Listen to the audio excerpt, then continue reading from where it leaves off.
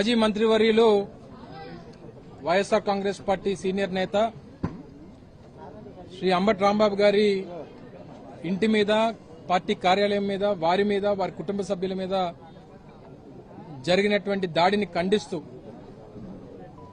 ఈరోజు విశాఖపట్నం, ఉమ్మడి విశాఖపట్నం జిల్లా నుంచి పెద్ద ఎత్తున వైఎస్ఆర్ కాంగ్రెస్ పార్టీ నేతలు, ముఖ్యంగా కాపు సామాజిక వర్గానికి సంబంధించినటువంటి పెద్దలందరూ కూడా వారి కుటుంబానికి సంఘీభావం తెలియజేయడానికి ఈరోజు అందరం కూడా రావడం జరిగింది.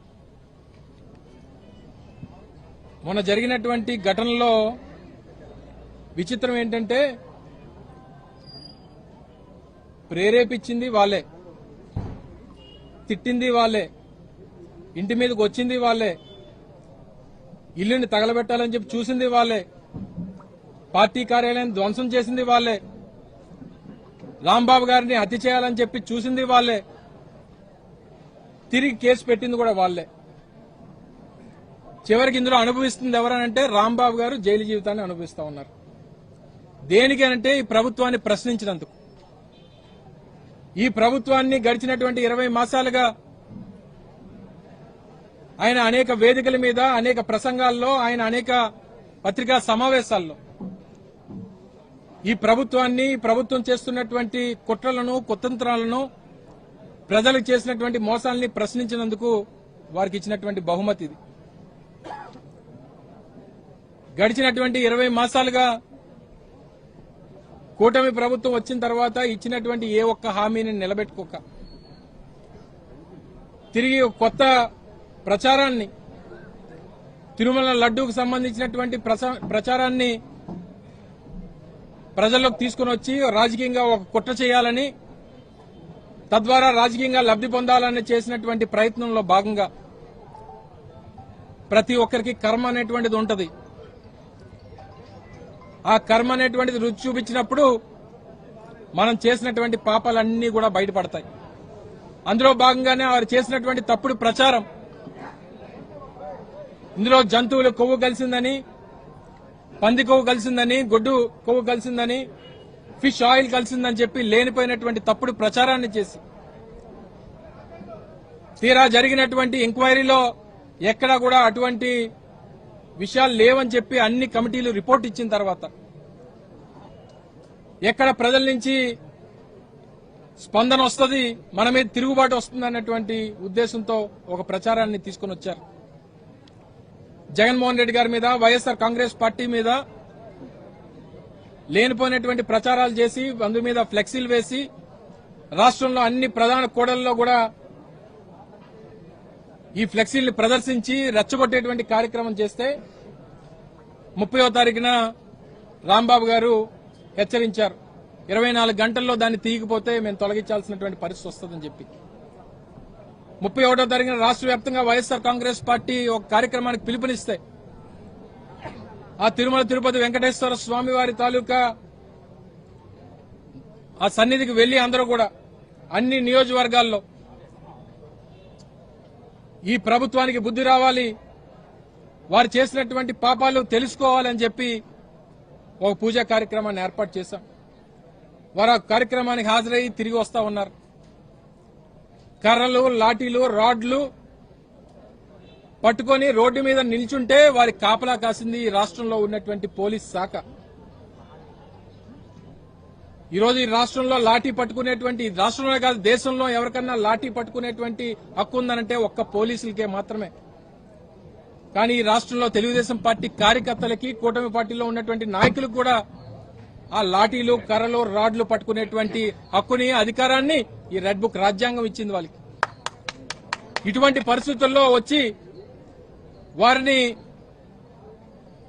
దాడి చేయాలని, వారి మీద భౌతికంగా దాడి చేసి వారిని గాయపరచాలో, హతమార్చాలో అనేటువంటి ప్రయత్నం చేస్తే మహిళలు కూడా ఇష్టం వచ్చినటువంటి దుర్భాషలాడుతూ వారి తల్లిని, ఇంట్లో మహిళల్ని తిడతా ఉంటే పుట్టిన తర్వాత ఏ వ్యక్తి అన్నా అందులో రెస్పాండ్ అవ్వకుండా ఉండడు. కానీ వారు ఆ సందర్భంలో వారు ప్రేరేపిస్తే వారు రెస్పాండ్ అయ్యారు. వారు తిరిగి మాట తూలారు, వచ్చి ఇక్కడికి వచ్చి పొరపాటు అని చెప్పి చెప్పడం జరిగింది ఇదే వేదిక మీద. ఒకవేళ నిజంగా ఆ మాట అన్నందుకు మీరు కేసు పెట్టాలంటే పెట్టండి, అరెస్ట్ చేయాలనుకుంటే చేయండి, అది చట్టం ఇచ్చినటువంటి హక్కు అది. కానీ ఇంటి మీదకి వచ్చి దాడి చేసి కార్యాలయంలో వారు ఉంటే ఇంట్లో ఉన్నటువంటి మహిళలు ఏం చేశారు? ఇంట్లో మహిళలు, పిల్లలు, వారి భార్య, కూతుర్లు, మనవలు అందరూ కూడా ఇంట్లో ఉంటే వారి ఇంటి మీద దాడి చేసి ఇంటికి నిప్పు పెట్టి, ఆఫీస్ మీద దాడి చేసి ఆఫీస్కి నిప్పు పెట్టి హత్య చేయాలని చెప్పి చూస్తే ఇది మీకు ఏ రాజ్యాంగం ఇచ్చింది? ఏ చట్టం మీకు చెప్పింది? ఆ రోజు గడిచిపోయి ఉండొచ్చు, మళ్ళీ రోజులు ఎప్పుడు కూడా ఒకేలాగా ఉండవు అనేటువంటి విషయాన్ని తెలియజేస్తా ఉన్నాం. మొన్న మా పార్టీ అధ్యక్షులు వారు వైఎస్ జగన్మోహన్ రెడ్డి గారు వచ్చినప్పుడు మాట్లాడారు. ఈ రాష్ట్రంలో ఉన్నటువంటి పార్టీ శ్రేణులందరికీ, ఈ రాష్ట్రంలో ఉన్నటువంటి ప్రభుత్వానికి, పార్టీ నాయకత్వానికి అందరికీ భరోసానిచ్చారు. రాష్ట్రంలో ప్రభుత్వానికి హెచ్చరించారు. మళ్ళీ ఈ రోజు రాంబాబు గారి మీద మళ్ళీ కొత్తగా 17 కేసులంట. నిన్నటి వరకు 16, మళ్ళీ 17 కేసులు, మొత్తం 33 కేసులు. ఏం పాపం చేశారు? ఏం తప్పు చేశారు? మీరు అమ్మల్ని, తల్లుల్ని, భార్యల్ని తిడతా ఉంటే నోరు మూసుకొని కూర్చోవాలా? తిరిగి ఆయన పెద్దరికానికి వారు పొరపాటు జరిగిందని చెప్తే వారి ఇంటి మీద దాడి చేస్తారా? ఇదంతా కూడా ఒక స్టేట్ స్పాన్సర్డ్ టెర్రరిజం గా చూస్తాం.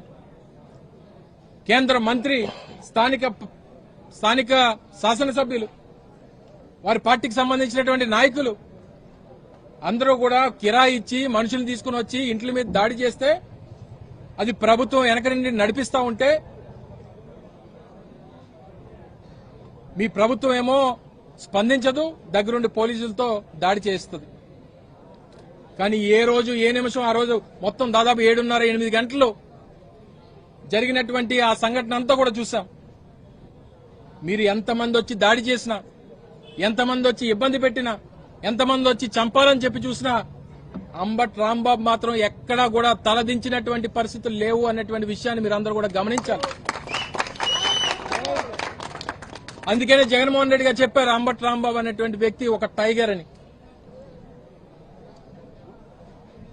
అవసరమైతే 2 అడుగులు వెనక్కేస్తుంది పులి. సమయం వచ్చినప్పుడు ఆ పులి దాటిని తట్టుకునేటువంటి శక్తి మీకు ఎవరికి ఉండదు అనేటువంటి విషయాన్ని కూడా ఈ సందర్భంగా తెలియజేస్తా ఉన్నాను.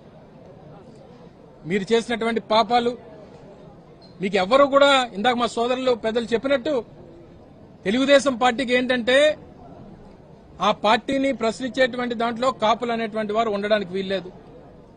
కాపులు ఎవరన్నా ఉంటే వారు చెప్పు కింద ఉండాలి తప్ప తెలుగుదేశం పార్టీని ప్రశ్నించేటువంటి హక్కు వారికి లేదు.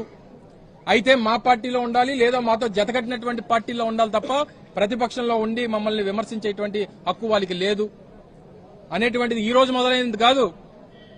వంగవీటి మోహన రంగా గారిని 88లో చంపినటువంటి నాటి నుండి, మొన్న 2016లో ముద్రగడ పద్మనాభం గారిని హతమార్చాలని చెప్పి చూసినప్పుడు నాటి నుండి, మళ్లీ మొన్న 2026 మొన్న జనవరి 31వ తారీఖున అంబట్ రాంబాబు గారిని కూడా హతమార్చాలని చెప్పి చేసినటువంటి ప్రయత్నం దగ్గర నుంచి, ఆ రోజు వంగవీటి మోహన రంగా గారిని చంపినటువంటి ఆ నెత్తుటి మరకలు నేటికి కూడా చల్లారలేదు.